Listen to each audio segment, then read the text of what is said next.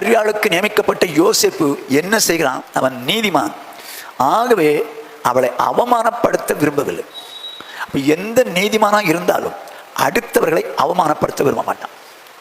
ஒரு நீதிமானுடைய கேரக்டர் அடுத்தவங்களை அவமானப்படுத்தக்கூடாது. என்ன பண்ணணும்? நமக்கு வேண்டாத ஒரு காரியங்களை யாரோ சொல்லிட்டாங்க அடக்கிடணும். வசனங்களும் தன் மனதை அடக்கிறவன் உத்தமன். தன் மனதை அடக்கிறவன். மனசுல தெரிஞ்சு போச்சு, இப்படி யாரோ நம்ம காதில் போட்டு விட்டாங்க, தெரியுது. நம்ம என்ன பண்ணிடணும்? அதை அப்படியே அழைக்கணும். உங்களுக்கு தெரியுமா மேட்டர்னு சொல்லி எல்லாத்தையும் டமரை அடிக்கூடாது.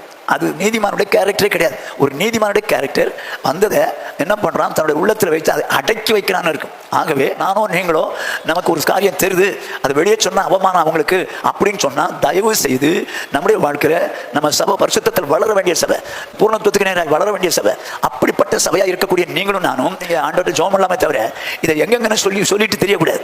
அதை தேவன் ஒத்துக்க மாட்டார். அது ஒரு நீதிமானுடைய கேரக்டரே கிடையாது.